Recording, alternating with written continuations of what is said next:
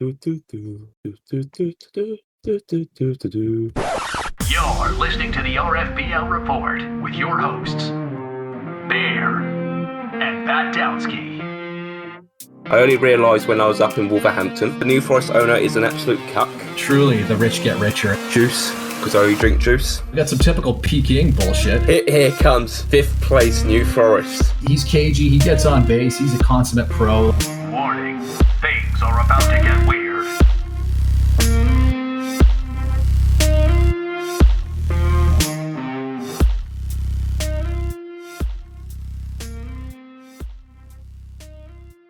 Greetings, salutations, and welcome back to another one of the RFBL reports with Bear and Pat Downsky. I normally tease it out a little bit more, but whatever. You know who we are. You're one of the 20 people that listens. Hi, I'm Pat Downsky. Joining me once again from across the pond, the one, the only. Ay, mi estómago. Damn it, man. I wasn't expecting that. Somebody that actually speaks Spanish is going to hear that and just be offended grossly. But yeah, you're here, and we had another season of RFBL baseball. We're into 2054. The Expos finally got that monkey off their back, and we're not talking about the Ice Yeti, as they actually captured a championship. I'm not going to say it's a bullshit, but I think that it was definitely a chosen year. Everything that could go right did go right. I think they beat me 4 games in a row by 1 run or something. Wild. But then they went to the championship and just absolutely just reigned supreme.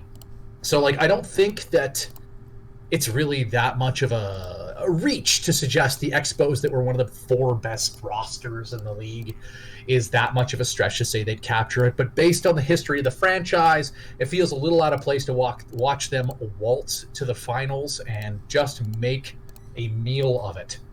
But that being said, we have gone on to the off-season. Things have happened. I think we're going to do a different strategy this time. What do you think, Bear? Let's give a letter grade to some of these signings, and then we can maybe do a tiers list, an updated tiers list of where we think the teams go. That sounds like a good plan to me, not going to lie to you. Spectacular. The list I have here is... I'm not sure.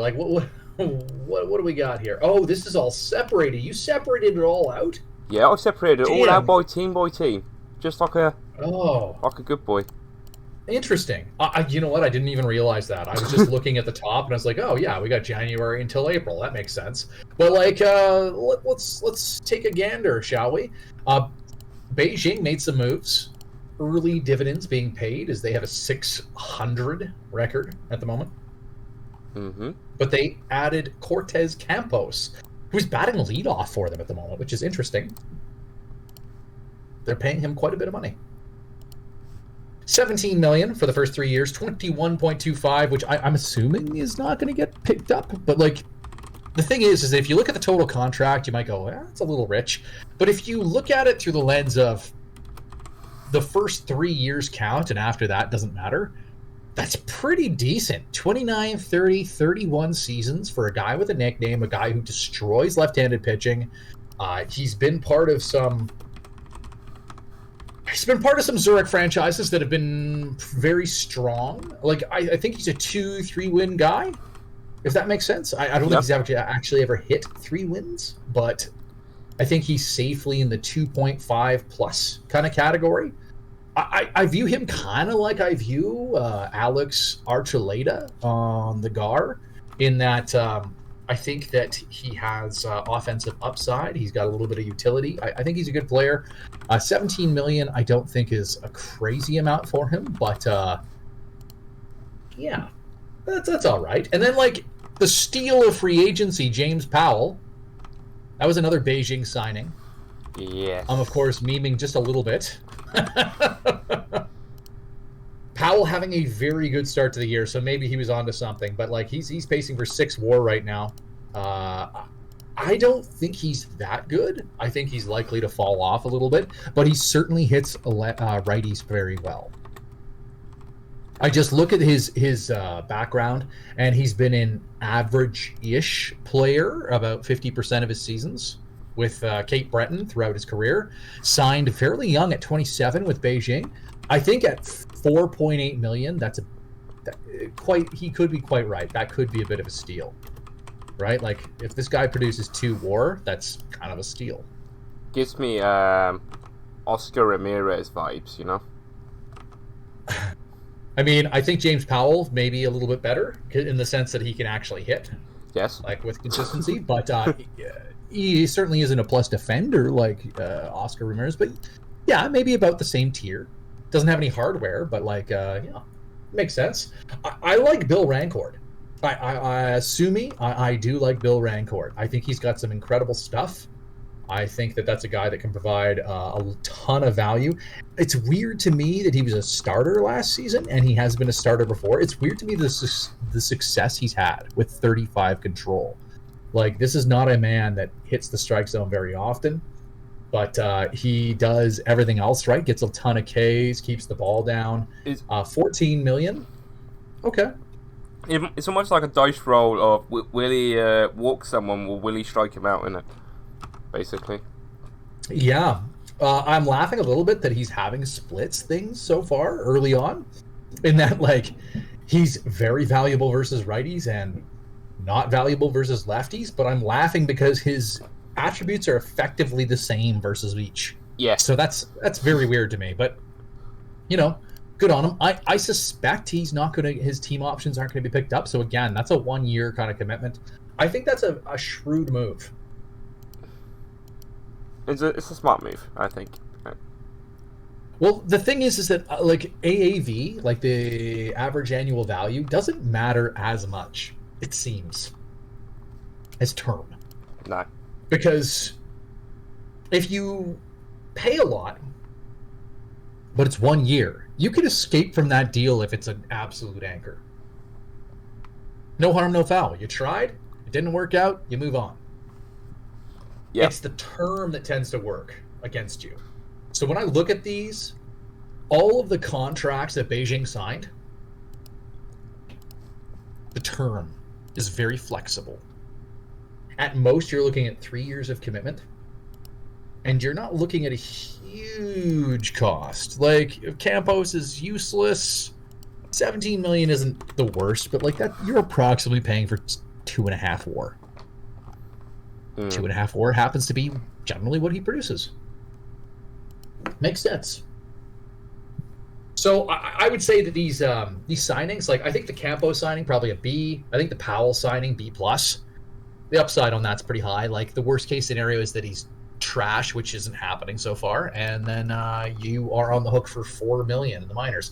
I'm on the hook for more than that with worse players. So I mean, like, I think that's a pretty good move. Bill Rancourt, no downside there, and Carlos Saenz. I don't think he's very good, but like whatever.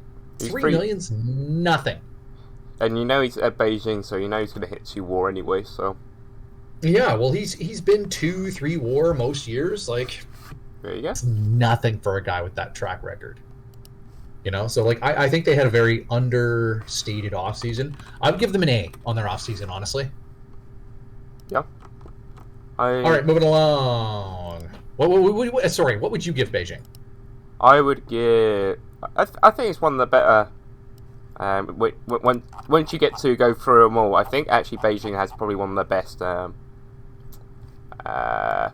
off seasons out of all the teams. To be honest. I would give him an A. I think I'd give him like an A+. A+, eh? All right. Let's move to the best team in the league, the Woodcucks. I've given each team a name as well.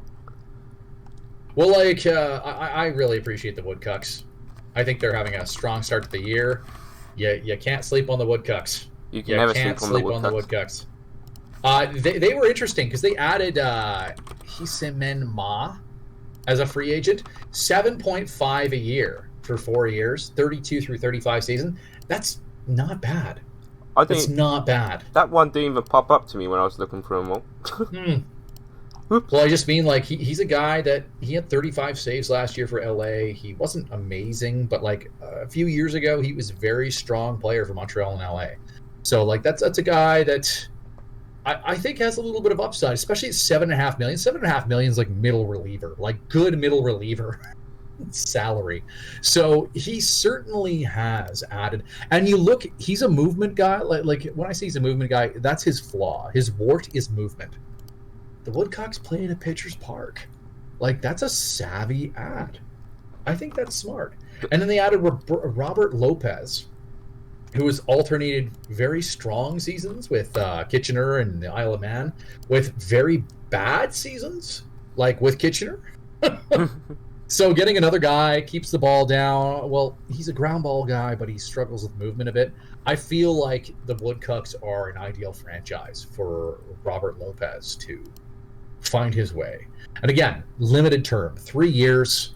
He's looking at 11, 12 AAV. Like, that's a guy that might have a really strong year for them.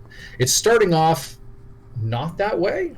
But I think that a 500 BABIP through 10 games is maybe more of an issue.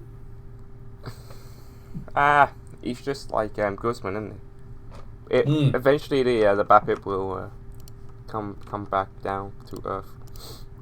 It will stabilize. I think that's probably a guy that, given his struggles so far, I might reduce his role a little bit. But it appears he's a setup guy for the Woodcocks. Ma's the closer. It's a tidy little bit of business there. It's a pretty effective team, if I may say so. The Woodcocks are getting smarter. I know, they didn't even make one albatross signing this year. What is up with that? They got Mark Parrish, Carrillo. Like, they have good players. They're backing it up with good signings. I love Mark Parrish. I don't know quite what's happening there. Like, he's got Mark Parrish playing second base. Oh, what is happening? He's got to play second base to play a 50 range outfielder in center. Oh no.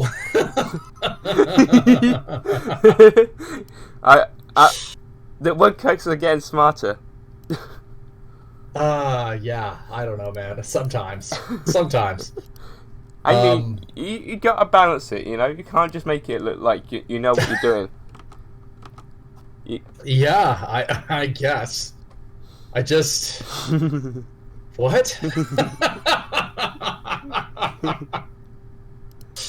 I did not notice that until now, but... He was playing center field, and then he's like, I guess his outfield range has gone down, so he's now second base. Well, he's 65 outfield range. I think that's playable. Mine says slightly different, but yeah. Oh yeah, what do you got for outfield range? I got 60. So his center field is 55. That's still better than 55 or 50. Oh, Woodcocks, I love you. Love the Woodcocks, the chaos energy. So how would we grade their offseason? I'll give them a B. Solid B. Adding a couple high leverage arms. Yeah, I think reasonable cost. I mean, if they brought a better center fielder or a second baseman, it would have been an A+. I mean, $18.5 million for your high leverage is pretty reasonable, right? Yeah, I would agree. Like, I think what am I paying? I'm paying... I know how much I'm paying. 19.75 for a closer and 2 setup guys. So, I mean... I guess depending on how you feel about the Gar bullpen.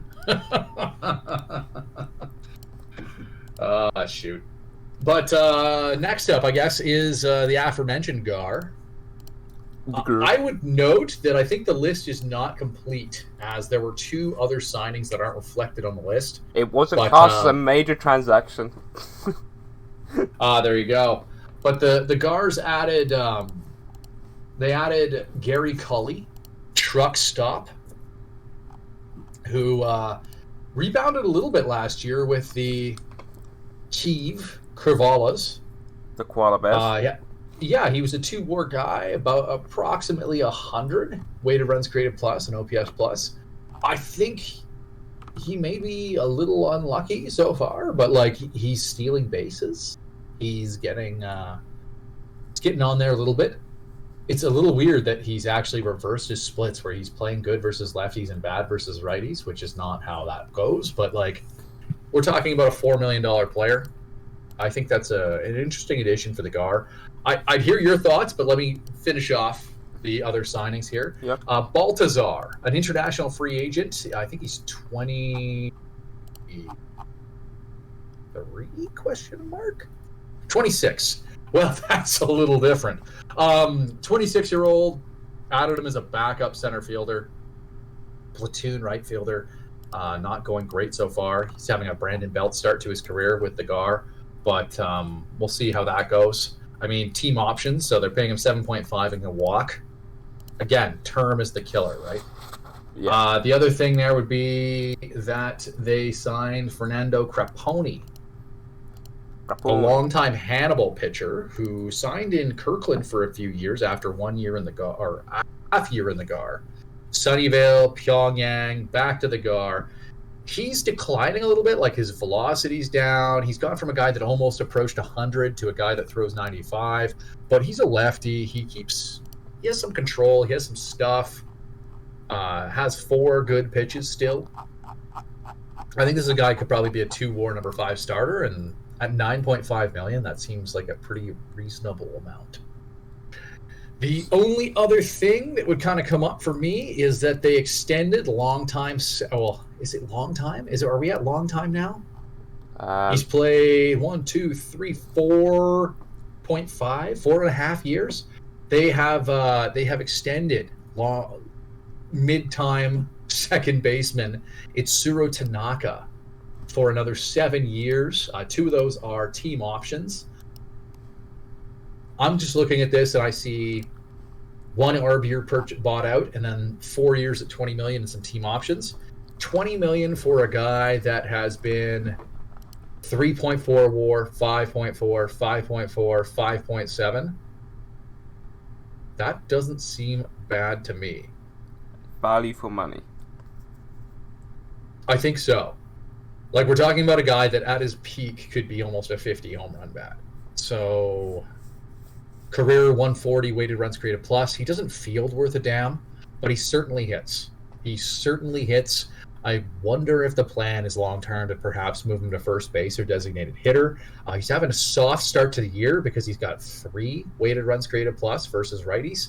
That's a bit of an issue, but I mean, like, that's a player that I think a lot of teams would be interested in if he were to be made available.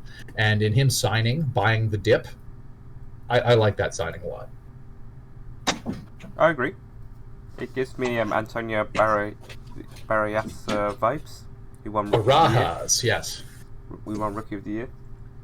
Yeah, absolutely. So I think there's some value in what they have been doing. Some of it hasn't come to fruition as of yet, but we are fairly early in the season, 20 games in, so about approximately. Yeah, about 20 games.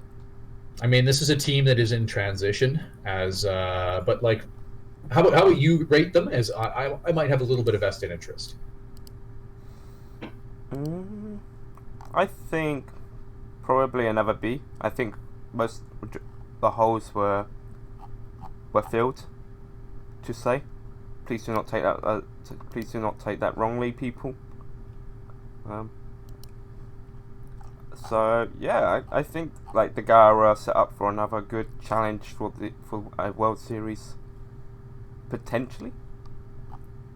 I think they might be the favorite out of this division. Yes, I would. Although, like, they are old. Yeah. Like, full disclosure, like Dongmu Wu Min, he just dropped 10 stuff because his velocity dropped. So that's a bit of a problem. He's still on the hook for $18 million next year. He's pitching all right, but that could be problematic. His third pitch also dropped a little bit as well, his changeup.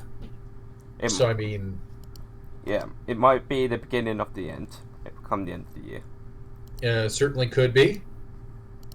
I mean, like, this is a team that obviously has invested some money into the rotation. Carl Jolly having a year that could be another Holland winning year. He's got 2 of them. Like, it's early, but I mean, 7.5 R WAR is a hell of a start. Tony Rodriguez in a contract year, pacing for 5.5. Like, there's definitely some talent still in the rotation, even if a guy or two is off. Yeah. I also think the Gar bullpen might be overstated. Like, if you look at the bullpen here, it's pretty legit. They had two out of the three on a lot of ballots for reliever of the year last year. And their closer has won the last 2 relievers of the year.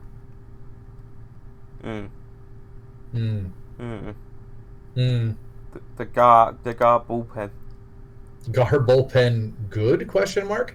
I will note that Otter is on a hell of a cold streak at the moment. Jin Young Lee, 2-time All-Star, second place on the MVP ballot last year, 145 weighted runs created plus, and almost 7 WAR.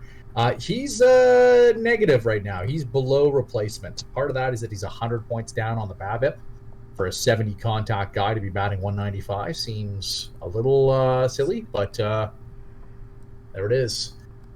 Moving along, Chicago Sloths.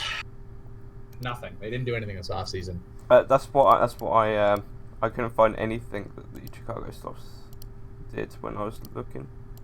I'm trusting you on this. It seems like they could be a little bit.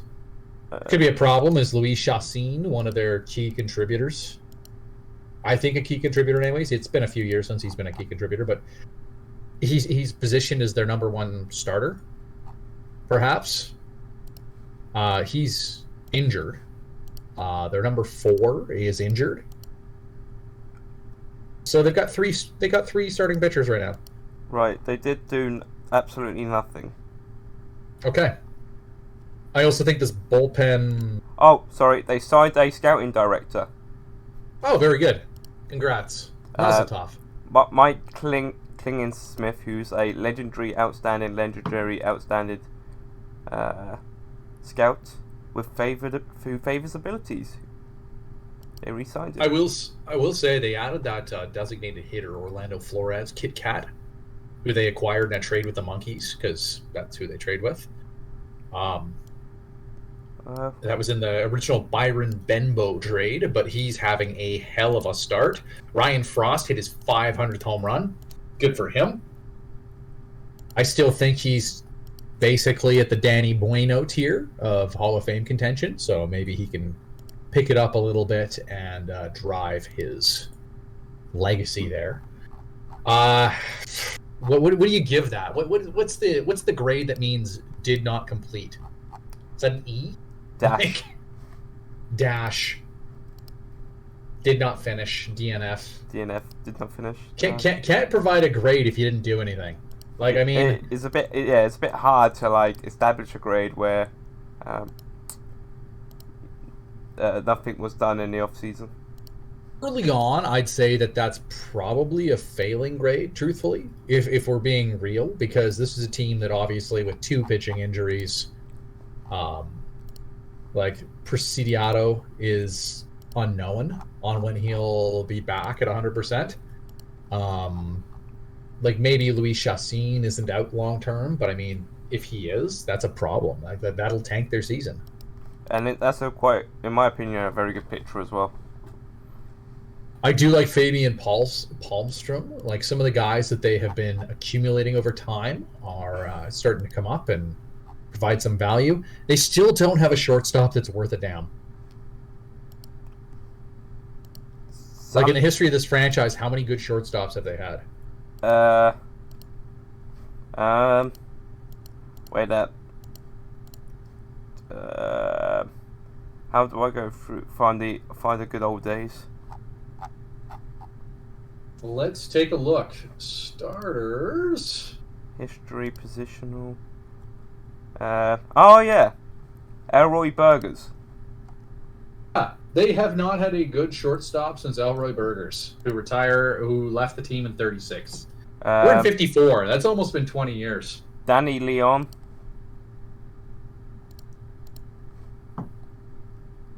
My man. I don't think I can say Danny Leon was good.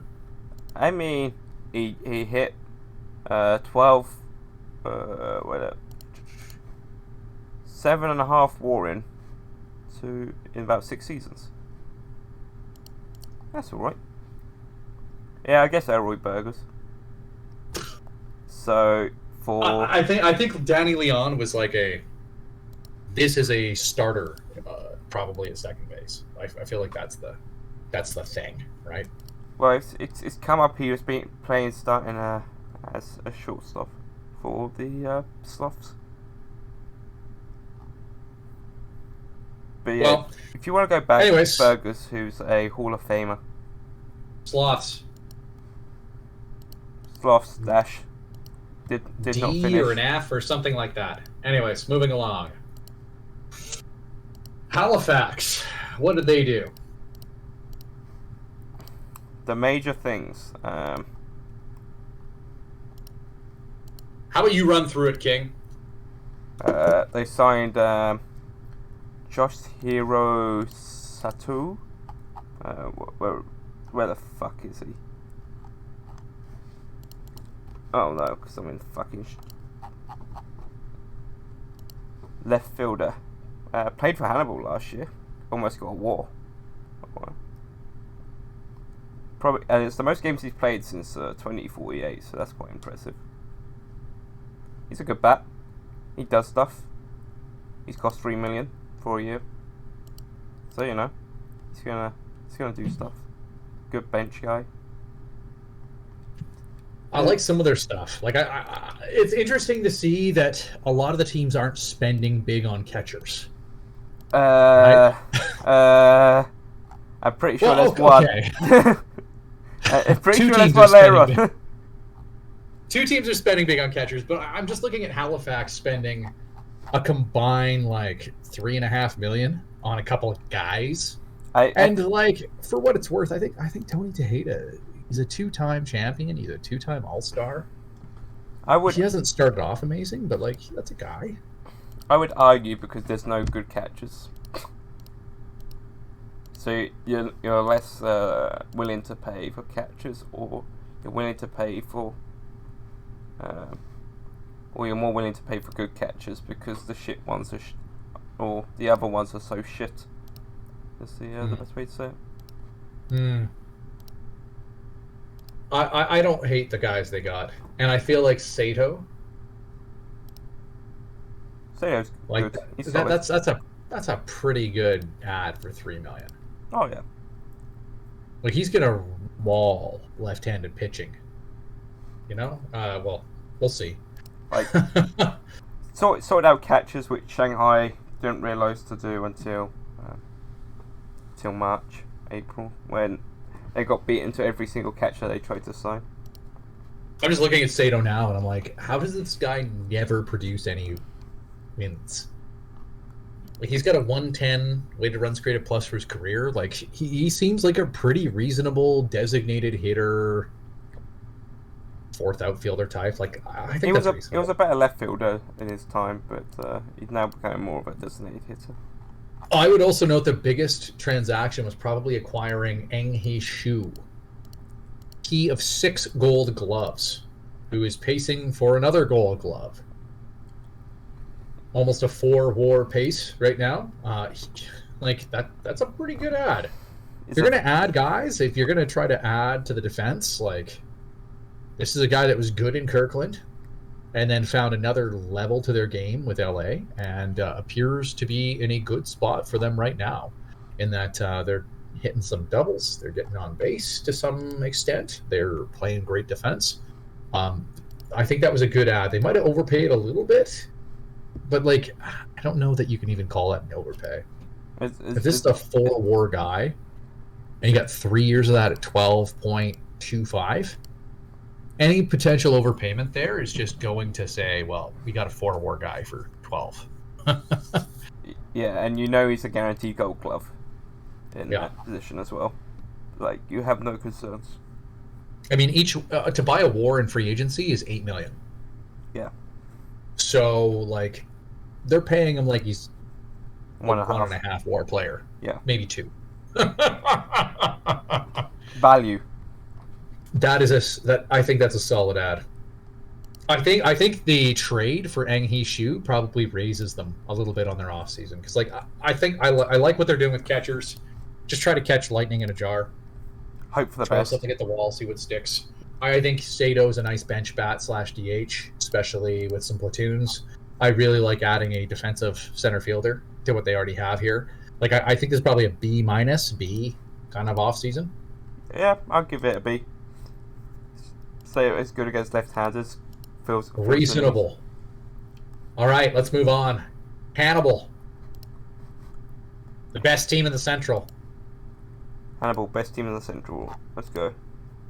Matt Kalin signed to play first base and lead off. Okay, whatever. It's working out. He's pacing for 8 more. As all things should be at 3.4 million. You know, Paul Colding. He's here to, I think, just play third base defense, if we're being honest. Yeah, I would agree. Very Paul solid third base. Colding, I don't understand this player. Was he a shortstop before? Was that the deal? I have a look. Yeah, there it is. Shortstop. Well, I mean, he certainly looks like a good defensive third baseman. He is now. Definitely not a shortstop anymore, unfortunately. I mean, from what I hear, he lacks something in the loyalty department. He dogs it too often, has relatively poor baseball IQ, and he doesn't hang around with the other players after a game. So, I mean, is he a distraction in the locker room? He's playing for his 9th team in RFBL. Yep. In 9 years, by the way, to add. He's played at Redondo Beach. He's played at Beijing. He's moved to. Stayed in China to play for Peking. Went to America to play for Chicago. Gone out to Canada to play for Montreal. Went to the UK to play for the Isle of Man. Back to America for Kirkland. Back to China for Beijing, and now at Hannibal. Yeah, he is a. He never unpacks his suitcase, right? He just wants to move, you know. Explore the world. I would say that Norm Colcott pacing for 13 WAR is probably a bigger reason why Hannibal is success than Paul Colding. I still think these are pretty reasonable signings because if you look at it, it's 1 year with 2 team options on Colding for $7 million. That's super reasonable. Kalin, former Silver Slugger, he's a popular player to some extent. 1 year. I mean, that's 1 year, 3.5. Like, I feel like Hannibal's learning too. This is a little unsettling. But people making progress. Mario Cruz, their other addition. Iron Man reliever. Kind of mid, if that. But I mean, like, whatever. I think the 2 big ones are Kalin and Colding. They're adding those quality veterans. They already have a good offensive catcher. They already have Norm Colcott, who's their guy. I would say the biggest addition to this team is Mendel Hilkema. Hijkema. Hilkema? Adding an elite changeup. That's probably the biggest addition, if we're being real. Yeah, the one of the greatest additions. I mean, it gives him a kick in the pants from 65 to 90 stuff. So now he's elite, pacing for 13 R WAR. Like, all right. I guess you get a top start, an ace now. God damn, just an ace coming out of nowhere, 4th rounder, durable, bad character, adds another pitch, and now he's gone from a good reliever to an elite starter. Damn. I think Hannibal, their offseason, okay, here's the thing. Unless you are running away with it, I think an A is unattainable. So, like, I would give an A to Beijing for their kind of, they made several ads. They all make sense. They all add. I think Hannibal, 2 ads that are really, like, solid, reasonable. I feel like this is a B. Like, do I think that their offseason was better than Halifax? I don't. I think Halifax's was more impactful. C+. But, like, these are solid. These are solid. I just think a solid B for Hannibal. C+. C+. All right, well, in that range, right? Like, I think they're solid. I couldn't tell you what is a better thing for them to do. Right? Not much else they can do, but it's above being bang average. Yeah, I mean, like, they build from within. as you can see from their ace that just came out of nowhere. Yep. I mean, look at that. A lot of their players are on ARB, so it's a build from the draft. I'm so annoyed that I haven't developed a pitcher in 14 years, and this guy just comes out of nowhere. But anyways, moving along. Let's go to the Isle of Man.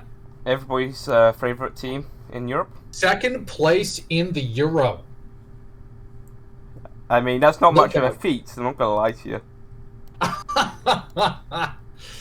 I wasn't gonna say it, but like second place in the Euro. Yeah. They made some moves. Made quite a few moves. They made quite a few moves. I think some of these are okay. Like if we look, the pitcher they signed, Yep. and everyone's like, "Oh my God, what are they doing?" 2 years and 16 million, 2 team options. You're only on the hook for 33, 34 seasons. Bluto, Seong Ho Ki. He's been really good for Pyongyang in the past. He's been a 3.5 WAR guy. He's been an all-star. He's having a year where he's pacing for 6 WAR and 8.5 hour WAR right now. Like, He's doing work. I don't think this was a bad signing. This was a good signing. I remember when when the signing happened, everybody went ballistic at the fact that it happened, and it was bad, and didn't look into the contract more deeply to see it was only 2 years to 16 million and 2 team. How about options. signing King? Sixton Hogland. Dude is pacing for 3.5 hour WAR right now. Hasn't allowed a run. 4.4 million by 2 years. Like, savvy? all right. That's a savvy ad. Is this man learning? Is Lone Wolf learning? Yeah, are all the teams that people used to take the mick out of have slowly have learnt how to play the game? Everybody but the Bears, am I right? Yeah, everyone but the Bears. We'll get to the Bears later. Yeah, we will. Tony Pearson, 4.8 million. Again, he's had a couple bad years in a row, but this was a guy that used to be quality. I mean, he's well known. He's had a couple good years in his career. Like, this is a guy that used to close out games. Like, I find it hard to criticize that. 2 years of guaranteed contract at 4-ish for a guy that you're going to use in a setup role. Worth. I think Joe Conway that they signed from the GAR, like, all right, whatever.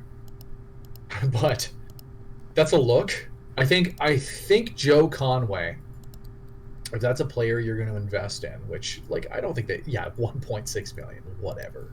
I can't even criticize this.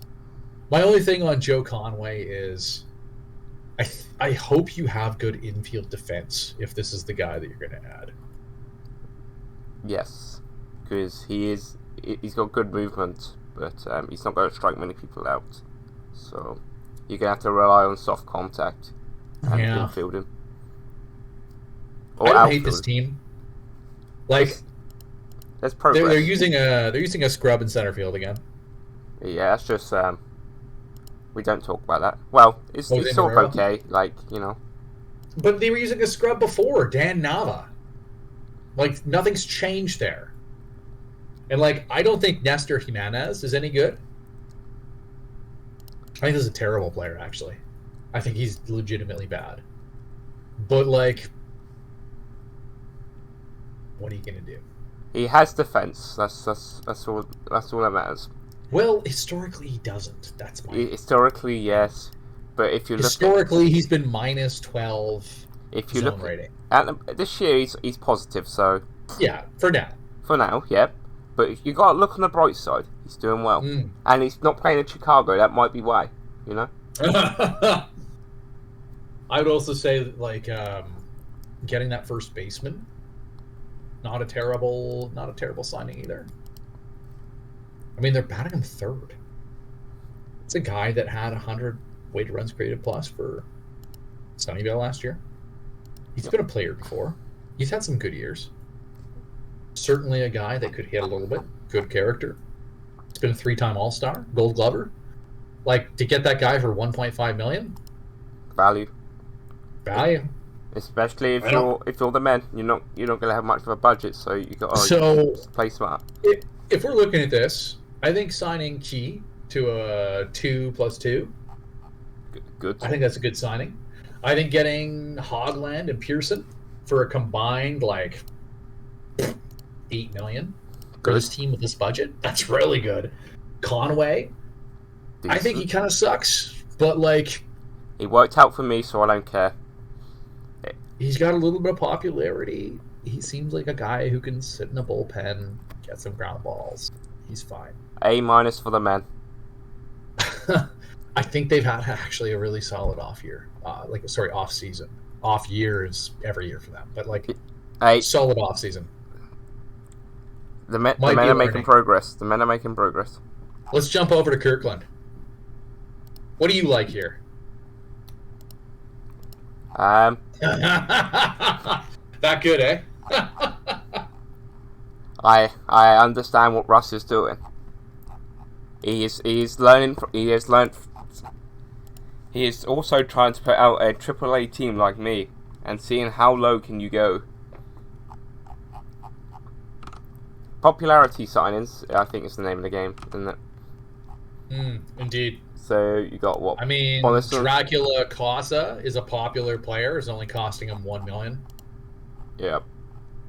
That's a look. Justin Brophy. That's old friend of the GAR. Justin Brophy. Big fan of Justin Brophy. Maybe not at this point, but here we are. $5 Would million. not have won a ring without Justin Brophy. I don't know if you're serious or not.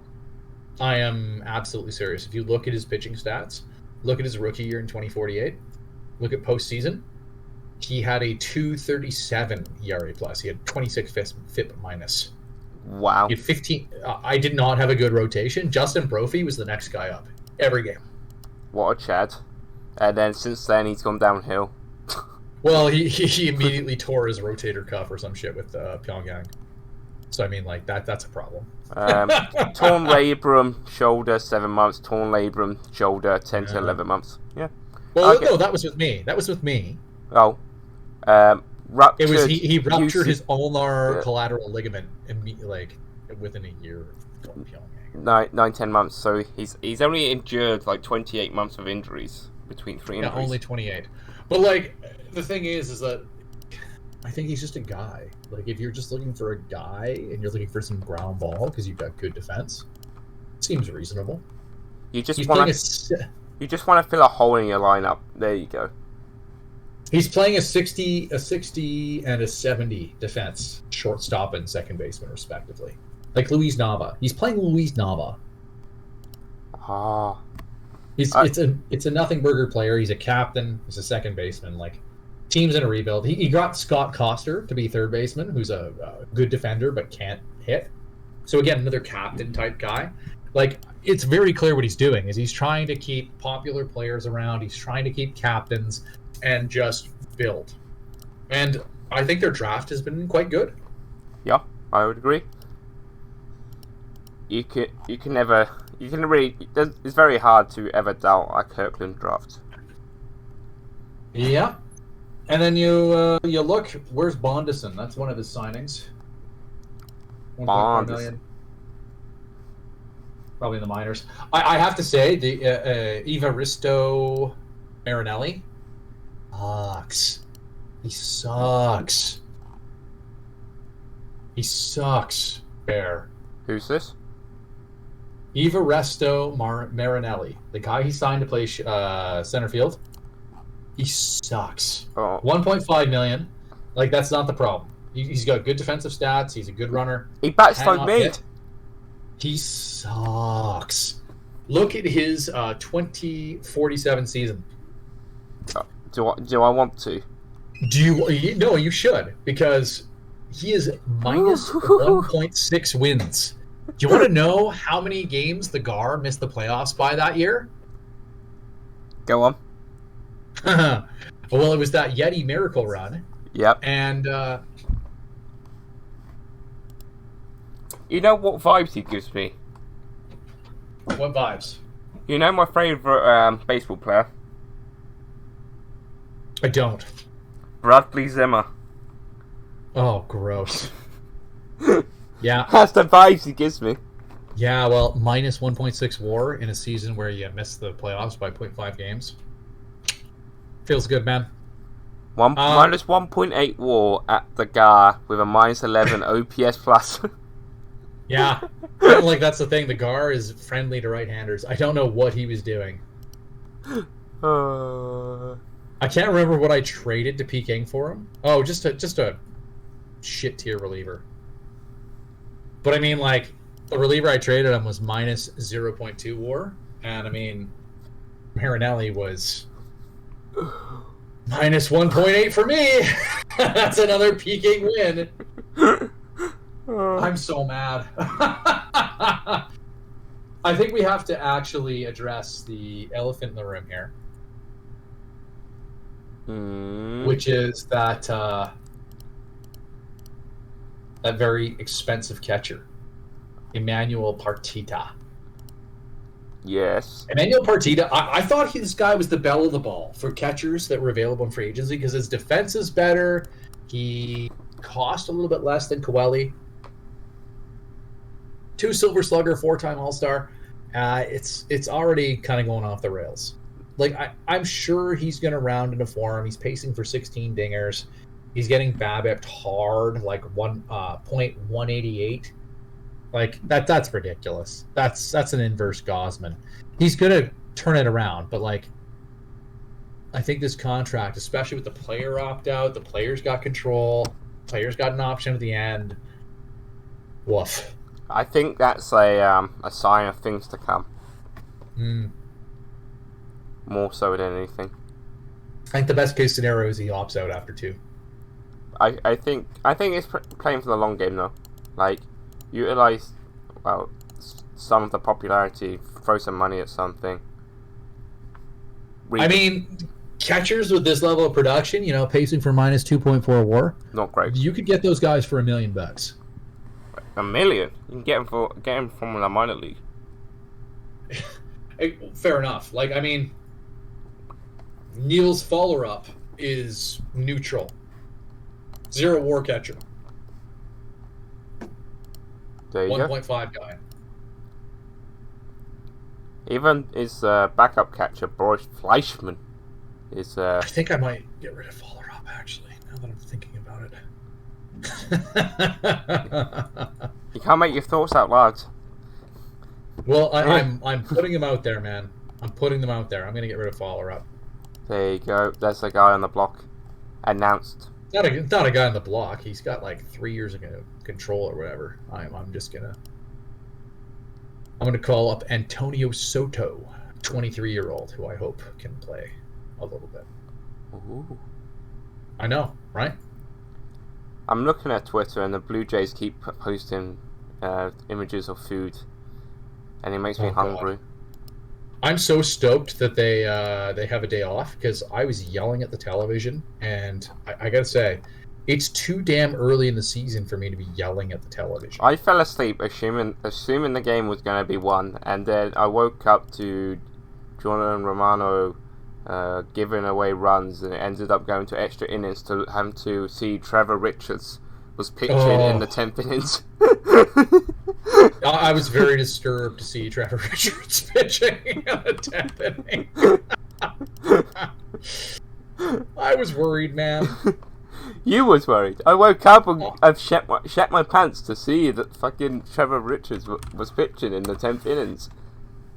Like, listen, Trevor Richards is a super nice guy from all accounts. He is called the Silver Fox. Don't forget. That is his nickname. Somebody on Twitter talked about how old he looks, and his wife's like, he's like 26. Pretty sure his nickname's like Silver Fox on it or something. If I remember correctly. I like Trevor Richards as a human being from everything I've read. I don't want to see him play baseball. That's a bit harsh. I'm sure there's much worse players you don't want to see playing baseball. No, I like, dude, you fell asleep. You didn't watch him throw 9 straight changeups and then 5 straight heaters to Mike Trout. And just... Oh God! It was a debacle. It was a debacle. I wonder how many when he was doing his 9 change-ups, how many fastballs he shooked off in those 9 change-ups? I was laughing because the thing is, like, you look at that guy and you're like, okay, a change-up is a change-up because you throw other things that make it a change-up, right? Mm-hmm. I don't think it's a change-up if you only throw the fucking change-up. I'm looking at this his pitching against Trout, and it's 4-seam fastball, 4-seam fastball, 4-seam fastball, 4-seam fastball, 4-seam fastball, changeup. Yeah, but it's a the changeup was it was into the dirt. He walked a guy home or whatever. It was, but according to this, his changeup was bottom middle of the of the strike zone. It got given a ball. Yeah. Oh no. Don't know what to tell you. Anyways, taking a look. I think for Kirkland, I get it with Partita. I get it with Casa. I get what they're doing. I still think that they're bargain shopping, except for Partita, who they overpaid. I can't give this a good grade. You know what I mean? Like, even though I understand it, I'm not saying that he's doing bad. No. He's a bad manager. He's a bad human. I just... Russ is a bad human. That's the thing you want to say. This is going to be a long year. C minus. Yeah, maybe a D plus. I will say a Roscoe at $5 million to be just like a golf cuck. Mm-hmm. It's looking pretty all right so far. Like, that's looking all right. I see what they're doing. There is a plan in place. There is a plan in place. I like what their draft looked like. Is looking like.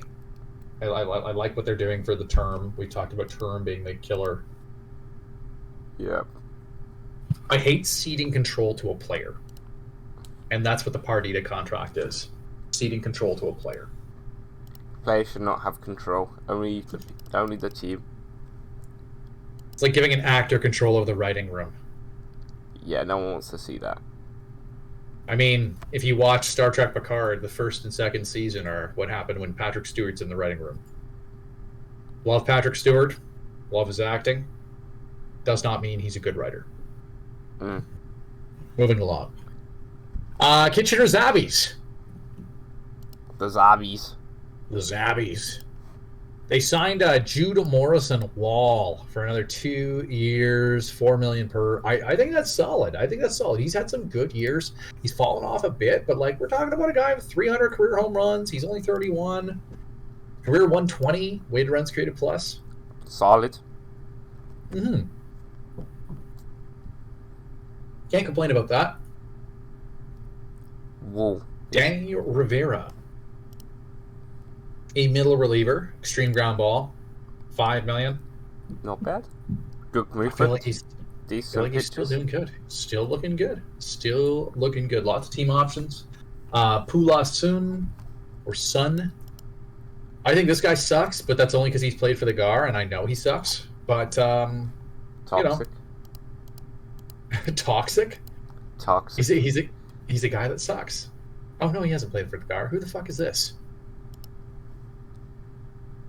Oh, this is the guy that was traded for Alex Trevino. The gift that keeps on giving. He's still out. I take it back. I'm sorry. Sorry to Pulan's son. Apologies. I am sorry to Pulan's son. I gotta find who that crabby pitcher is that I thought I was talking about. He's it. Fucking. I was trying to find him in the roster, and then I figured out he was in the injured list. Fucking Beijing took my guy. The pick before me. I don't know what else you expected. I've been trying to trade up. And everyone's like, "Oh, I forgot to check. Oh, I forgot to check. Whoops, forgot to check." And of course, Half Cup takes it. Nice. I drafted another pitcher. Very nice. Must be nice. Get some pictures. Anyways, the Zabbies. Looking at their off season. Solid. Yeah? Another Ontario team. Zzz. I mean, they're 10 and 11. It's turning out that way. It looks solid. Santa Marta, it seems like a inspired ad. He was hurt last year. 6-time All-Star, 3-time Gold Glove. Got a nickname. Seems like a pretty reasonable catcher, especially given what catchers were going for in the open market. $8 million seems like not very much for that kind of player. What do you think, Bear? Talk to me about the Zabbies offseason. Zabbies offseason, really filling holes where filling holes were necessary. Like, got a couple of first basemen for about 11.5. I'm guessing they are to what's the word? To work with one another. For the platoon side of things, maybe. So that's 11.5 million there. Santa Marta, well, everybody knows good old Santa Marta. Likes to. Santa Marta is always a popular player. Your friend and mine had some really good years. Had some not not so with good Redondo, years. not with Castlegar, but he was very good for Motor City. He was very good for Zurich. Did okay at Shanghai in his 23 Yeah. games. He was hurt. That's the thing. He immediately got injured for the year. Fractured ankle. Shanghai gets Huh. they get for not buying my guy. Zabby signed Raymond Werfel for some popularity. I don't know that this is the best fit for Werfel. Like, or he maybe would have gone to a team with a pitcher's park, but I don't think they look at that. The free agents out of the park. Out of the park baseball with. Yeah. He signed Jaden Dungheap, who's not paying early dividends, but like $7.5 million 1 year. Who cares? Oh hum. Yeah, I think Jaden Dangy and Jude Morrison are just going to be working alongside one another, filling the first base DH roles. Yeah, he signed Mai, Hung Kwe Mai, former reliever of the year for LA. Had a really strong 3-year kind of push there and has just faded with Sunnyvale, Pyongyang, and now Kitchener. I don't hate that bet. Yeah, Especially given he was asking $26 million or whatever. Like, I don't hate that. 26 million. The fuck? Those days are gone, mate. Well, he was seeing himself as a starting pitcher. Oh yeah, still season. Yes, starting rotation.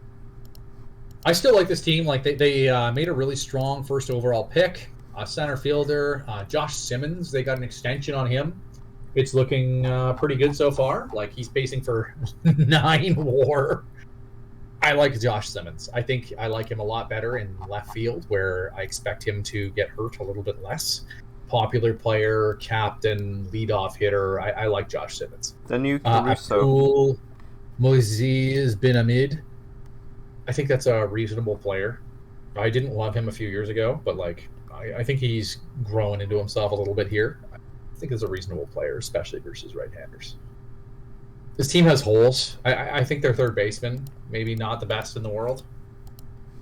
He was all right last year, but like that was the first year that he was all right. I don't know. How rude am I going to be about this? I think Kaz Tijuas as a closer, pretty reasonable player. Yeah. I had an option to add him last year. I chose Finley Moran, an ex-Zabby. So Tehui has a championship ring as a member of the Expos. So I don't know. What would you give a mid-off season? A C+. There you go, C+ for the Zabbies. Moving along. The Koala Bears. We got to move faster. I'm dying here. Dying. Koalas. Well, I just mean like I've got a hockey game to watch. So many things going on. I could scream at the Maple Leafs on the television. Like, you know how that goes. You're a Southampton fan. You get it. Eric Bleeker was a guy they signed, and he's got a lot of home runs so far. Love a 37-year-old with 35 contact. Hitting homers for fun. Just hitting dingers. Do you want to know the shocking truth, or you want to watch me hit some dingers? It's hard to get too upset about any of these. They're all 1-year contracts. They're all reasonable term and money. Like Elliot Traynor is a quality depth guy. He's pacing for 4 WAR so far. $7 million seems like a steal for that. They're all stopgaps. All stopgaps. Man learned something. He learned something about getting into the IFA. I really like Magnus Edlund. I think he was really good he was okay with Montreal. He had one really strong year. He was very solid with the GAR for 2 years. Solid with the Halifax. And then he got even better with Halifax. Like, I think that's a pretty reasonable high upside signing for $4.7 million. Yeah, definitely. Especially if he's your closer. Well, I mean, I wouldn't use him as a closer, but he's. I mean, it's pretty hard, like comparatively with other players. He's fine. He's good. He's not bad. He's a reliever. I don't hate using Porker, Willie Gonzalez, as a designated hitter because he is wrecked. He is wrecked. A longtime LA guy. He played quite a few seasons there, actually. The Los Angeles Reds. Yeah, he played 10 seasons in LA, just like Eric Bleeker. Eric Bleeker played a ton of seasons in Newfoundland. Played 11 seasons in Newfoundland. So like he signed some guys that are popular. They've got some market. Like, we'll see what happens. Julon Hoare having a rough start to the year, but he has been approximately fine since coming over in the Dye trade. This is a team that's kind of holding. They're holding the line. They're waiting for the better future. You know? They already lost Gabriel Martinez for the season. That sucks. Coming. Yeah, already gone. 16 months, not just the season. He's a free agent, so it's like the season and then 4 months of free agency. Well, that's his career screwed, to be honest. Rough. All right. I'm sorry, we got to give them a grade. C+? C+. There's not much you can do when it's like stopgap. Like, yeah, exactly. Like it's fine. It's inoffensive. They're not trying to win. They're trying to just be respectable. All right, Blazers. They made a trade. They traded Shu to the Halifax, and they have another guy that was a first-round pick, actually, Fumio Matsuoka, who has been all right so far. So, like, that's all right. Pick up a guy, trade the guy you have. I think he's less with the glove, but probably better with the bat. He could steal some bases. He can do a bit of everything. Bit of tidy business, right? Yeah. They signed some relievers. Gustav Bostrom. They signed Roberto Pruna.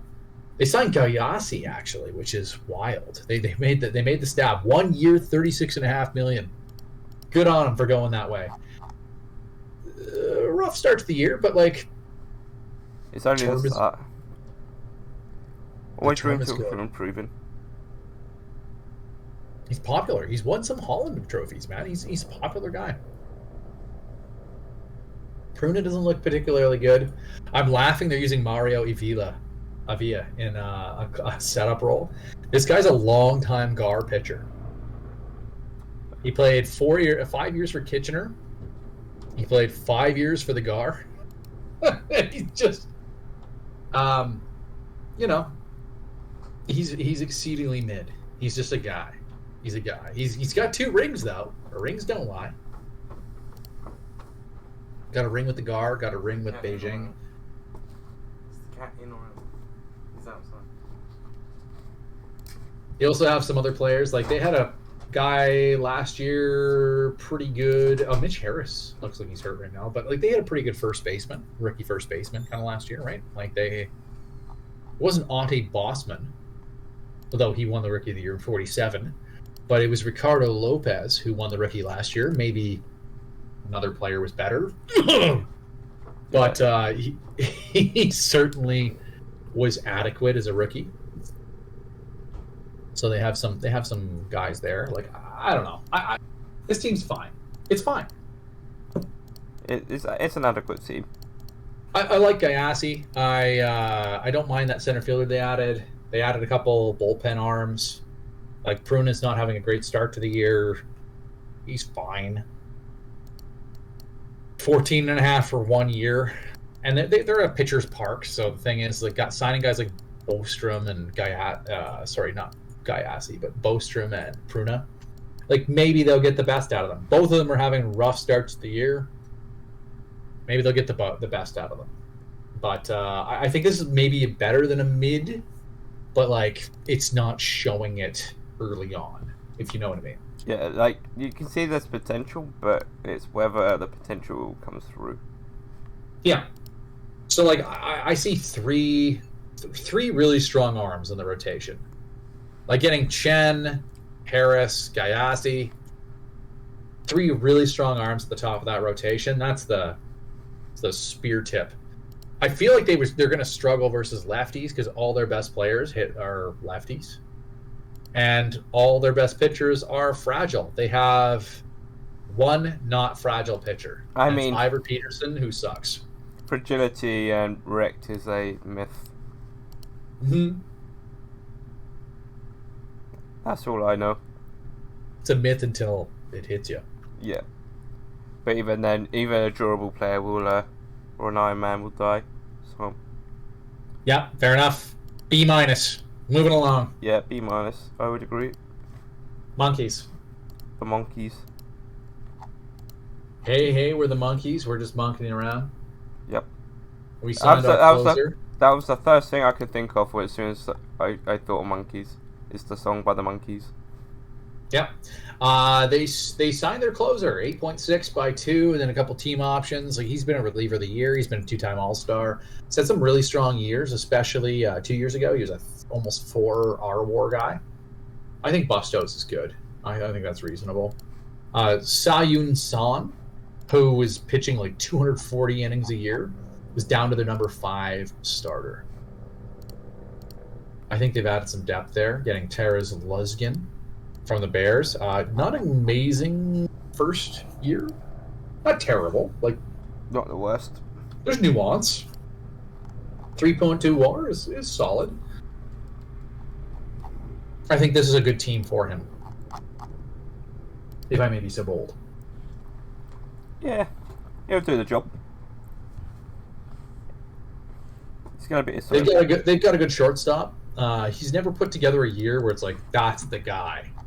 Like Snuffy, Cal Tianen. It's just been average. Oh, I say Yeah. average is being harsh. A good player. I mean, they've signed Danny Ramirez. He played there last year. He was fine in part time. Brian Manton is generally their best hitter. He's having a rough start to the year, but like Jun-Ho Shin is absolutely destroying, like pacing for 80 home runs kind of guy. I think this team's fine. I think this team is reasonably good. I think their offseason was simple. They extended the guy they'd already done their heavy lifting. They're currently tied for 3rd in the division. I think they might be the best team in the division. They're tied When all bottom. said and done. Tied 3rd, yeah. Yeah, it's a tight division. Like, I like this team better than Hannibal. It doesn't mean it's going to be better than Hannibal, but like, I think they're better on paper than Hannibal. Their offseason C-, like, they extended their closer. That's all they did. There's not really. I would say a dash, but you can go with C- with or C for the fact that they extended their closer. Yeah. Let's go to our glory to the Hypnotoad, the Expos. They signed Gordam, who looks like a minor leaguer. Yeah, he's playing in the minors. Yeah, there we It's go. just a stash. So he's paying him $2.5 million at age 23. He's getting him going there. He's training him up in different positions. It's a stash. I think he's a bench bat. Like, I was in on this guy. He's a bench bat. He's a sub runner. He's a backup center fielder or outfielder. Yeah, exactly. Nothing wrong with that. Hua Lee came back. We all know that you're a big fan of that guy. Yeah, big fan. Yeah, he's playing in AAA as well. Good. Taking $4.8 million to play AAA. Look the fuck out. Bench. I remember when he was he hasn't good. been good.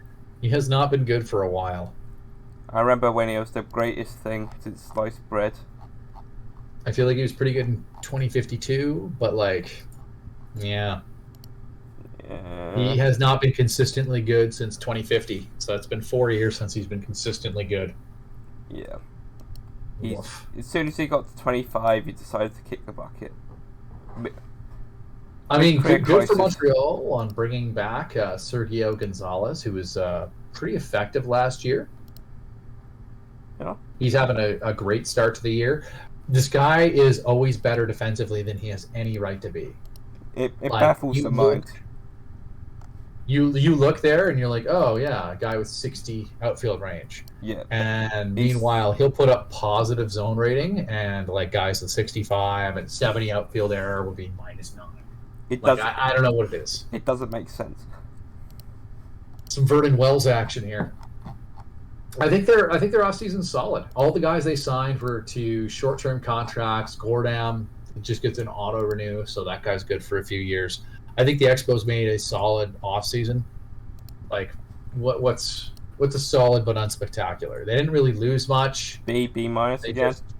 They won the friggin' championship last year. What am I supposed to say? B minus probably. B minus. I'm giving them a B minus. B to the Expos.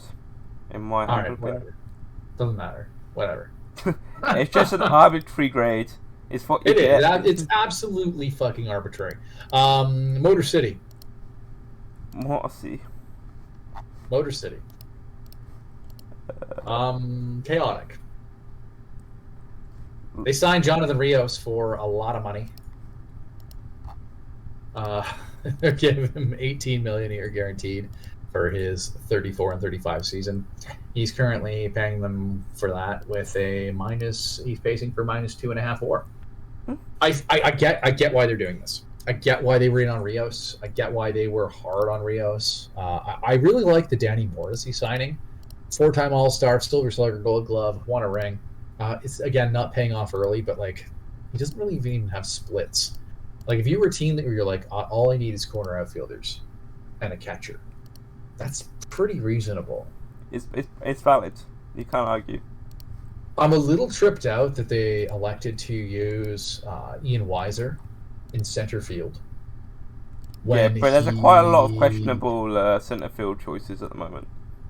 Yeah, I think I just would have used. I think I would have shifted Ian Weiser to left field and put Rios in center versus versus righties, and then had Ian Weiser play versus righties. All I'm saying is that I feel like there's a more optimal deployment here. I like Ian Weiser. I think he's good. I think Jonathan Rios is a better center fielder, especially given that he's durable and Ian Weiser is fragile and has missed a lot of time late.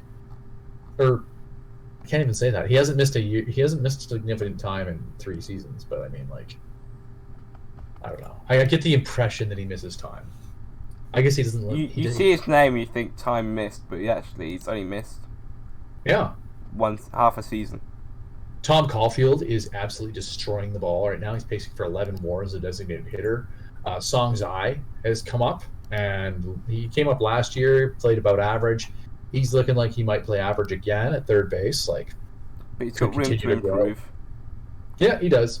I like this team. I like the bones of this team. I think they're going to get damaged by injuries a bit, and I feel like playing Jonathan Rios center field, so you can play Weiser less impactful. He could be an 80 left field defender. I feel like that might be the way to go. I think they're Doug Knight signing the catcher. I think so. Yeah. Yes. He did. Reasonable. $5 million is a little pricey, but I feel like this guy could be a reasonable starter if he figures it out. Right now he hasn't. Norman Isons, until he gets hurt, that's reasonable. Mrs. Zawa. I don't know what to tell you, man. I don't hate this team, but I feel like there have been better off seasons. I think this is just a slow progression to playoff potential. I mean, I feel like they've done some good work. I don't hate Sujimura. I'd probably put him and Morrissey as a platoon of sorts, in which Weiser plays left field versus right-handed pitchers. Rios plays center. Morrissey plays right, and then versus lefty, Sujimura plays right, Morrissey plays left, and Weiser plays center. I think that's how I would align these guys. And as you're saying that, Axe is probably scribbling it down and preparing it for whenever it just comes out. I think that's just the way I do it personally. That's not to say that's the right or wrong call. I just think that's the way I do it. I did that a little bit with Jonathan Rios. Like I used Jonathan Rios last year. I played him center field versus righties, and I played Otter in right field versus righties. And then when it was lefties, where Rios is less good, he didn't play, and I used my other center fielder versus the lefties. Right? Like you just kind of shuffle them around to minimize injury, maximize defense, and hope for the best. I think they had a solid off season. I think it's good. I get it, because like if you were worried about Weiser being injured, doesn't it's not a bad thing to have that kind of insurance, you know? Yeah. Solid. It's good. It's a good off season. I think it's a B plus. Yeah, I think a B is reasonable. Let's take a look at the Bears. The Bears. The Bears. What is this? What did they do? Ronan Goldsmith, and that's it. Fucking nothing. Uh, A guy with a 9.64 ERA. Okay. let's Good go. job. Let's move on. Uh, What am I supposed to say about this? Like, they didn't they extend Ramirez? I feel like they extended Ramirez. yeah. 4.8. He won the Napolio last year. He won another Gold Glove. He's got 2 Gold Gloves in 3 seasons. He's having a slow start to the year, but he's 3-WAR player last year. He's popular. Whatever. Like, whatever. Whatever. Love the Bears.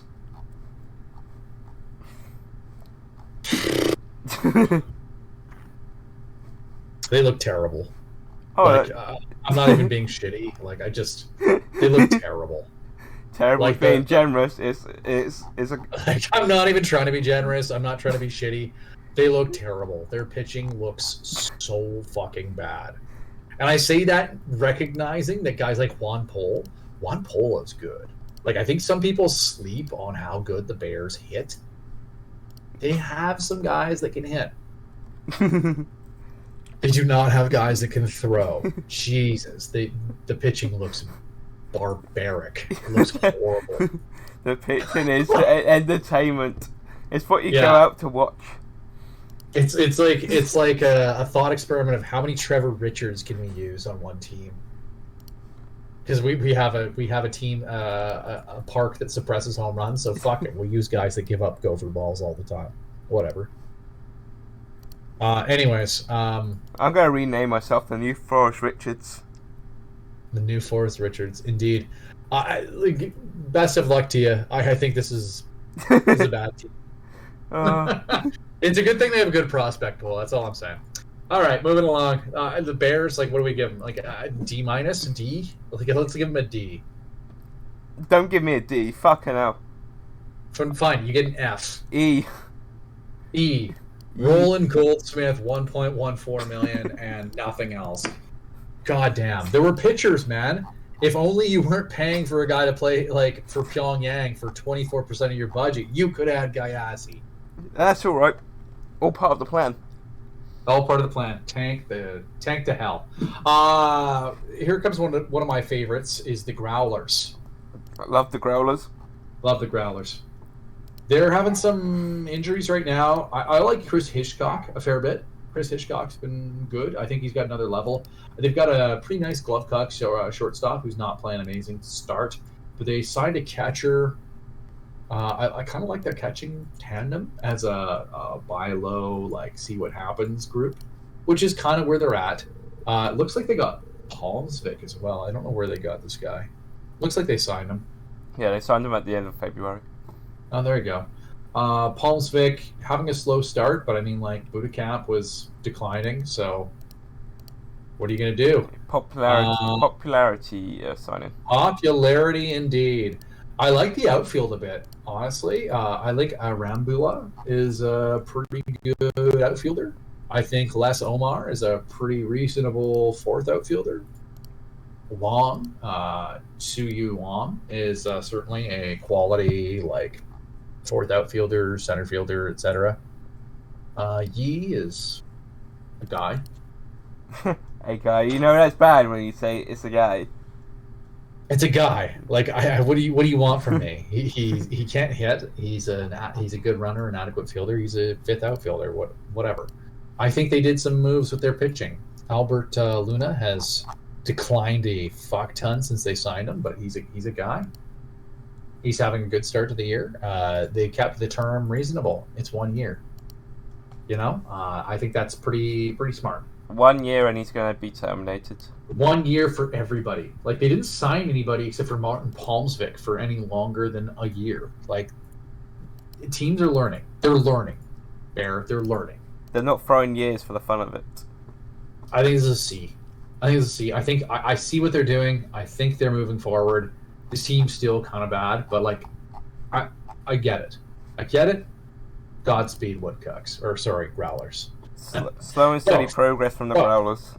We're getting there. I think their prospect pool has been improving. They haven't been hammered on that end for a bit now. They got a few guys that could come up next year as well. They got a better run differential than Redondo. So, I mean, make of that what you will. Bad luck. Bad luck, Growlers. They got a better run differential than Chicago.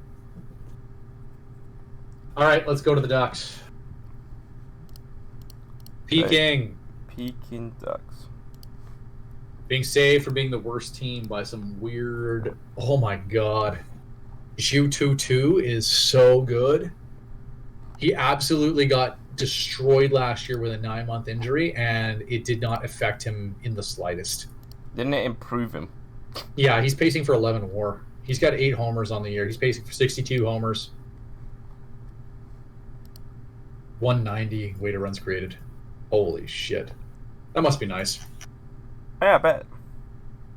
I mean, he is paying him $75 million this year. That's more than the Bears are spending.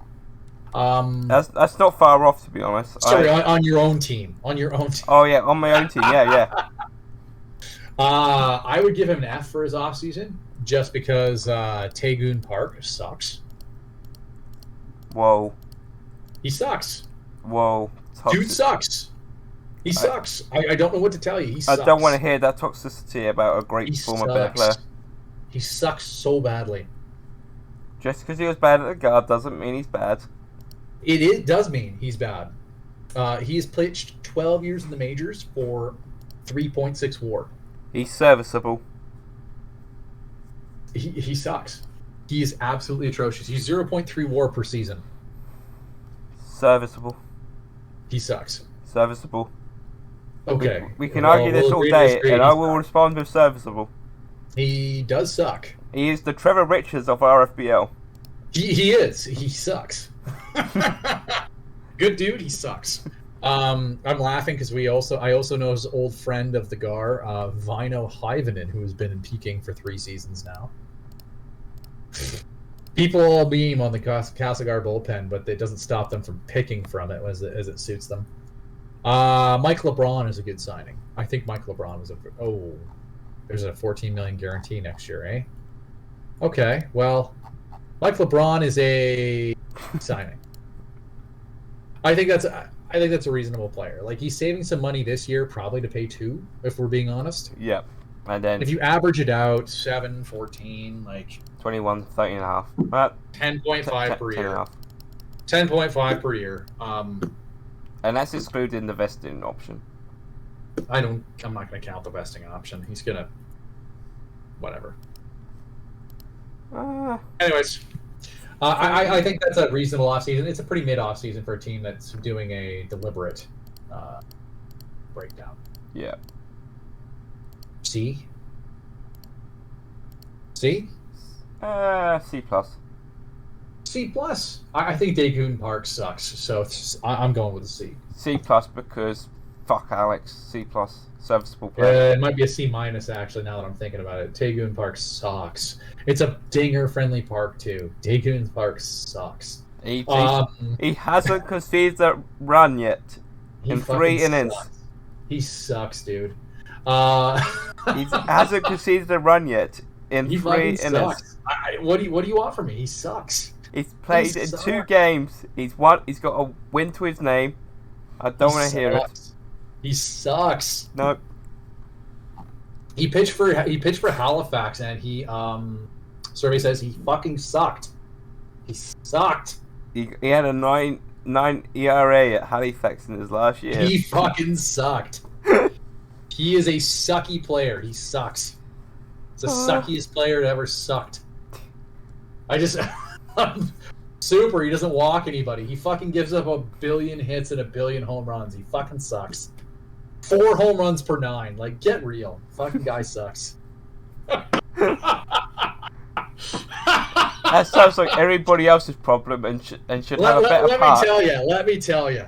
He's got 48 wins in his career. I don't know how. He's got 38 saves. Again, I don't know how. He fucking sucks. He had 16 saves to the Bears. Oh, God. Oh. Yeah, anyways, I will say I'm exaggerating that for comedic effect. He's a guy. He's a guy. He does suck, but like it's minor suckage. If he sucks big, you just send him down because you're like, whatever, he fucking sucks. You send him down. He has an 11.25 ERA. Oh no, Keith pulled this guy off waivers. This guy that fucking sucks. I'm so tilted. You know, like that's where you're at with this guy. He fucking sucks, and you aren't upset if Keith pulls him off of waivers. Whatever. Anyways, moving along because I have a hockey game to yell at. Let's see. Pyongyang. Pyongyang. I was gonna say Redondo Beach, but like you labeled that. You labeled that weird. Pyongyang, probably the best team last year that didn't win. Yeah, that's why I labeled it the way I labeled it. Yeah, they're pretty much the same. They might be the best team in the VL again. And then choke it away, and we'll be back here next year. He's gonna chastise me for saying they're the best. Olafson's leaving. Pyongyang have signed multiple players on 1-year deals. I think it's almost the end of the Pyongyang era, and they're gonna make it out with no rings. In what sense is it the end of the Pyongyang era? That's what I get told on a regular basis. It's gonna be the end. Well, I mean, like, who is going to leave this team? Like honestly, tell me who is leaving this team. I'm pulling up their salary. Who is leaving? Olafson is likely leaving.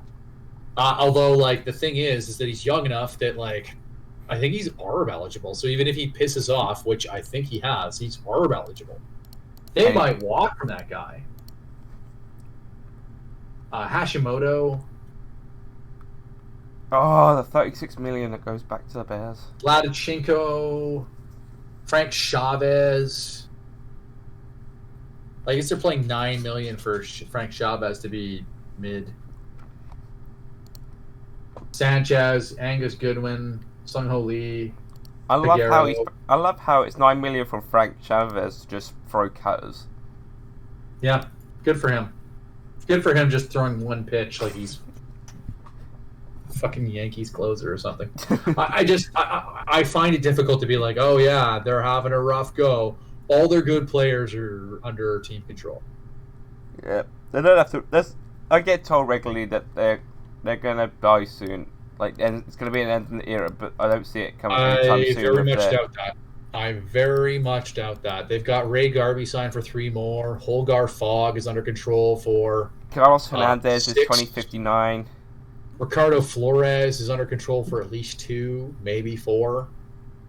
Like, their pitching is the weakest spot here, and everybody that's good is under control for 2 to 3 more years. I mean, the pitching is an easy fix as well. I guess. Like, it seems like they're in a spot where it might be time to get a center fielder. Center fielder and retool. Because I mean, we should be doing the George Springer with Israel Cruz. Move him to right field. Yeah, you trade one of your guys. Maybe it's Hosokawa. He's been really good. I don't know. I don't know what you do there. Maybe you trade Hosokawa to get a real center fielder. Hosokawa's wrecked. He's good. He's extremely popular. He's under ARB. You can save yourself some money that way. Maybe get a real defensive center fielder and move forward with that. With Israel Cruz in a corner and Olofsson in a corner, and you've got 2-3 years of that core with it. Like, I'm surprised they didn't get Shu. They weren't able to outbid Halifax for Shu. But, like, if we're looking at this team, I think they're the best in the DL. Braden Dunton is a guy that's not on the team. Franklin Piguero is a guy that's not on the team. Tejo Pijahirma is a middle reliever. What, I'm supposed to get worked up about a $2 million middle reliever? Frank Chavez looks like a bit of an unforced error. It's a good thing that New Forest got their back. Yep. Frank Chavez had a really good year last year with Peking, but I just mean, like, it's a good thing other teams are subsidizing their salary so they could spend $9 million on a Frank Chavez to be on. I wish I could spend $9 million on a Frank Chavez. Angus Goodwin. Man that can just throw cutters for a living. Angus Goodwin is also here. 1 year. Like, I'm not going to get worked up about that. Antonio Juarez as a designated hitter or a backup designated hitter. He's fragile. That's why he's playing a designated hitter, but he's certainly not a bad player. I think this team has an absolute dynamic lineup. They've got a very strong rotation 1 through 3, and their 4-5 are certainly passable. Their 4-5 both came from the GAR, FYI. And we all know how that ends. Jung Hoo Shin. Jung Hoo Shin is part of that. He was traded for Carl Jolly. Oh. And Juan Diaz was traded for Dongwon Min. So, I mean, like, their 4-5 came from providing the GAR with their 1-2. How things happen. I think this is C offseason, honestly. Like, one of my... I don't think it's bad. It's not good. C-. C- for signing Frank Chavez to a $9 million deal. I mean, like, they've got depth. That's what they were going for, obviously. I think it's interesting that they've got a $15 million guy playing middle relief. I mean, when you got money to spend, what do? I mean, when you're paying the Bears for 24% of their payroll, right? Yeah. Anyways, moving along. Redondo Beach. What did they do? They added a catcher who's sucking ass to start the year. -3 WAR. Pacing 4, anyways. He's under team contract for 3 years at $30 million. I think when you look at what they could have done with Partita, like, it's a reasonable contract. It's a good player. I'm sure he'll round out. He has been 120 approximately, average 120 weighted runs created plus over the last 6 seasons. I think he's good. He'll figure it out. Good players always figure it out in the end.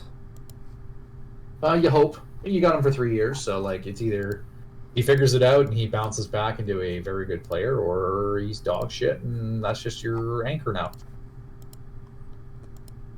The other one is Luis Ramirez, shortstop. Luis Ramirez, shortstop. I don't even see that guy in the lineup, man. He's in the major league team somewhere. Epi Roll is having he's injured. There we go. Yeah, there we go. That makes sense. Luis Ramirez. Oh, yeah, he's the one who signed that guy. I think this guy's probably a cromulent shortstop or a very good second baseman. Like, $20 million. Didn't get as out of control as other ones. I think I would play him second base, personally, but that's just me. It depends how many good shortstops you have, which is probably the answer 0. I just look in Sonoda making $32 million for another year and 2 years rather. Like, you could have done far worse. So, like, I'm not going to penalize them for that. Like, especially, like, my other people have seen a 60 read on infield range. That would be less than ideal. I still have a 65. At that point, a 60 shortstop. I think he might actually be a 60 range. He played 14 games and he's -3 zone rating. I have a 60 read. Yeah, there you go. I got a 65, but like it's average. Anyways, I think this player is probably good, especially if you're using him at second. Especially if Gregorio Hernandez is falling off at 30 at Fragile. I think it'd be good at second base.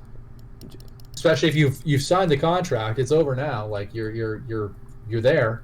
Yeah. I feel like maybe I would walk away from a 10.5 million ARB ask from Gregorio Hernandez. Maybe I'd use this guy at second base and hope to get a real shortstop. Yeah, you definitely get a real shortstop for less. Yeah, I don't know. What do you say for this? I need to go. So C plus, B minus. I see what they're doing. I think Kawili is good. I think this guy they got to play second base, shortstop is a good add at middle infield. If you get some of that peaking to him, then it'll be real good. So he's in Redondo Beach, so he won't get any of that peaking. Fair enough. Moving along. Shanghai. I think they had a... Did they get any catches? Yeah, they got the catches that I helped Tyler sign. I don't love their offseason, especially because they paid to get Jerry Robles, right? Like, I don't even know where that guy is. Who is Jerry Robles? Where he's playing Double A. Wait, what? What is going on here? They're paying this guy 4, 6, 8, 10 million per 10 to sit on the bench. 18, 28 million to play Double A. Like he's a 23-year-old guy, but like, yikes. Why? I don't know, man. But that's a look. Maybe he is the future. He could be good. Like, there you go. They also traded. Did they trade? Oh, that was a Pyongyang move. Those are both Pyongyang moves that you got onto there. Arlen Peterson for a third and Vladichko for a IFA slot. But like Shanghai's other big move would probably be Hirata, who is currently their second starter. I have a 2-star read on this guy. I don't think he's good. Here, I have 2.5. He's I got 2, struggles with dingers. Yep. That's maybe a problem. Very bang average across the board. I like Schneider. I think Mann is pretty reasonable as a guy he got in a trade for, God, that catcher. Seka. That's a pretty, like, Mann turned out into a pretty good player. Cerna's still around. He's all right. Jeremy Bain is fine. I don't hate this rotation as much as I thought I would, but, like, paying Hirata $4 million is maybe a little shitty. I don't know, man. I'd probably give him a C minus, maybe a D plus. I'm not saying this team is bad, right? Like they added Wildcat to that was a free, like a IFA signing from a few years ago. He's coming up. Like, I'm not saying they're bad. I'm saying their off season was not the best. Yeah, I can agree with that. I think C is solid. Yeah. All right. Isotopes. Burkhart, $3 million. Lee Con, $2 million. Lee Con's been all right. He's been that's in minors. Never mind. I don't know, man. Gurley's here, making some money. He's popular. Yeah. He looks washed, honestly. It's another lot of 1-year contracts.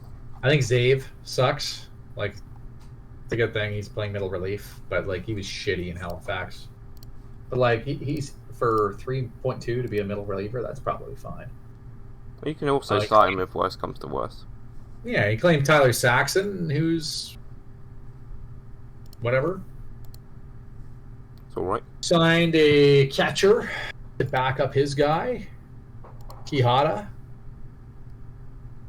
who I feel Kirkland. Yeah, that was a Kirkland guy. He was a Kirkland guy for a long time. Yeah, it doesn't look so pretty now, but he has catching No. ability, so. He looks shitty. He looks like a shitty backup. I think it would have been better to take the AAA guy, you know? It's okay. Like, whatever. Like, I'm not going to criticize somebody for their, like, backup catcher. Who cares? I think that Jose Rivera is a pretty reasonable fourth outfielder. He was pretty reasonable as a fourth outfielder for 1.5 years at the GAR. He's $4 million's nothing for a guy like that. I don't know. It's a mid-off season. C plus. Yeah, I think C would do. It's just He's not almost- gaps again. He's almost going into a rebuild at this point, right? Yeah, I think it's slowly working that way. Like, Vanderbeek's close, Gillespie's close. Like most of these he's players are got close. Sukwon Lee is still elite, and he's got a couple good pitchers, but like, oh boy, he's giving me some GAR vibes with like the best days are behind him. Yeah, but I think Gal tends to retool. I think this will be a rebuild like Pekin. Could be. Sunnyvale, injury prone, probably the winner of this division. They've already got 6 guys on the IR, so things are going good for them, as per usual. They signed Youngjin Lee, who's fragile, 1 year guaranteed, $10 million. He's been pretty reasonable for the last few years. I feel like gets better save numbers than WAR numbers. I always think he's better than he is, so keep that in mind. Pete Stevens, they did the scoop thing where it was an illegal contract, and now they've scooped him. That's a wrecked starter, but he's been pretty good the last few years in LA. Keep in mind that was in a pitcher's park, whereas it is no longer a pitcher's park in Sunnyvale. So I will say that What was that? signed Fukyun. Yeah, he signed for Kuhn. He signed Fukyun for several years, who seems like he's got more to give. But he's on though the IR again. Yeah, he's already dead. Seki? Seki's playing? I think. No, looks like he's been sent down. Where the hell is Seki? Where are these guys?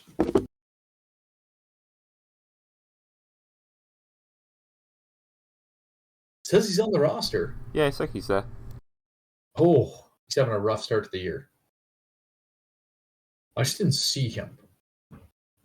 Not in the everyday roster, anyways. Oh, there he Yeah, is. he's not on the everyday roster, but he's in the major league. So that Steve Gray guy looks like an elite signing for a catcher. $5 million.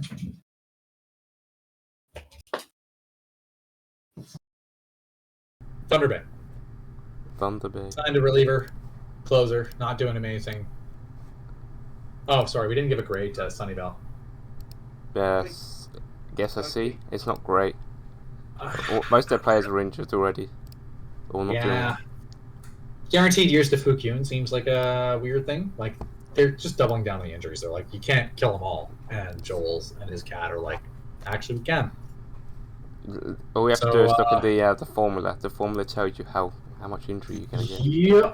I think Thunder Bay is better than their offseason was. I'd give them a C+ for their offseason. Yeah, I think C+ is sort. I mean, they made one signing. Yeah. They got more good players coming in, but like not from the offseason. It's a closer. It's like a C. Like, Yeah. And I don't know who this is. Who's the unluckiest team? It's not Chicago? Zurich, isn't it? Oh, Zurich. I was Yeah, like, we already did Chicago. I'm so confused. Zurich is unlucky team. Zurich signed an outfielder to play first base. Good on them. He's paying off a little bit of dividends right now, but untested guy. Good on getting the term to a reasonable 1 year. Yeah. Get some control there. I don't hate extending Ivan Contreras, who's one of the Best player. few elite starters in the game. Like, I mean, if he goes down, he goes down. You make peace with that. You're just like, this is a really good starter. We extend him. What happens, happens. I think Miguel Gomez at first. Really nice ad. He only plays versus righties, or he should only play versus righties. I'm assuming it's But, like DH as well, isn't he? Sometimes. Yeah, but he's won a Silver Slugger. He's won some series from his hitting. He's won a ring, like captain, personality class, popular, good defensively, can play left field, can play second base if in a pinch. He's wrecked. That's the downside on him. I don't know. I like Miguel Gomez. Is up $3 million for that guy, who's a bench captain. What's even the issue there? Who else we got here? Signed a long reliever for $2 million. Who cares? Yeah, 12 million. Shoe. Bit of reliever, 4 million each year. Yeah. Who's a guy? He's a guy. $4 million. Whatever. 3 years. That's maybe not ideal. He could go down to injury. He could get raked by lefties. I think it's probably a reasonable risk for $4 million, especially for a guy that age. I think this is probably a B minus last season. I think a B minus. Like most of the players are doing well, and they're at reasonable contract costs. Seems like it. Like they're doing what they can. They're doing what they can with what they've been given. And I mean, the division's not that hard, so they have no real concerns. A little bit of a Gar situation there. They're biding time until their best player gets healthy. Yeah, only 2 weeks and then he's back. 2 weeks and then he's back.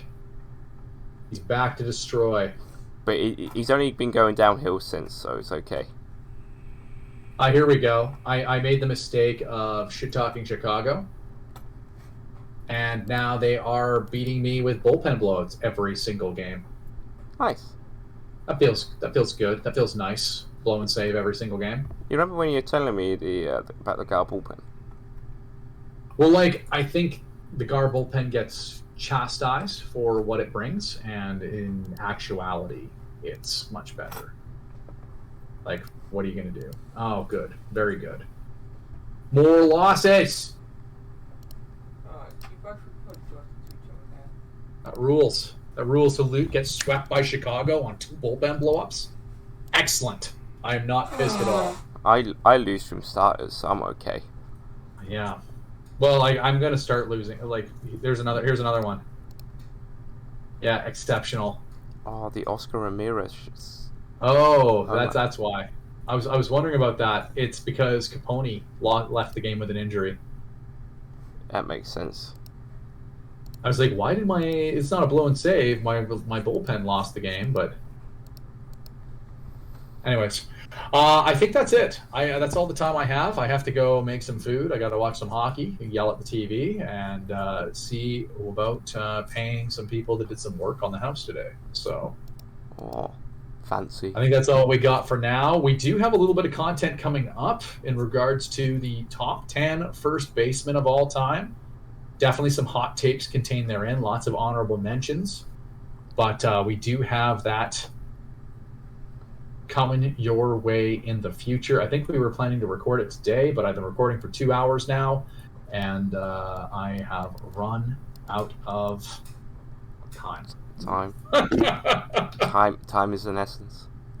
Time is of the essence. Oh, there you go. 5-6 weeks Shasin was hurt for. Oh, well, that's a problem. Just 5 to 6 weeks. But super unlucky. Super unlucky that the best bullpen in the league last year gave up 2 losses to them. But, hey, super unlucky team. The Chicago Sloths have endured 10-month injury and a 6-week injury. Huh. Yeah. It's all right. Fabian Pahlstrom's hurt, though, so maybe they are truly unlucky. Who's to say? It's okay, as long as they get the Zurich treatment of getting a 5-star international free agent. One day. Independent league, not international. Independent. Oh yeah, independent league. My bad. Yeah, they can continue to be unlucky. But on that note, without teasing anybody or being negative, I think we can move forward and yeah. be free. This is our kind of it's our season preview. Make of that what you will, and thanks for listening. Thanks for making it through a 2-hour session, and until next time, we are here to continue to analyze some made-up spreadsheet baseball. Boy. This has been the RFBL Report with Bear and Batdowski. To find out more about the RFBL, including stats and history, you can go to statsplus.net/RFBL. To find more episodes of the RFBL Report, you can go to Apple Podcasts, SoundCloud, Buzzsprout, and YouTube. I've had the hockey game on for like an hour for you. Okay. And the guy's gone, and I don't know if he's done the job. Okay. All right. We have the last team, and then we're done. One more.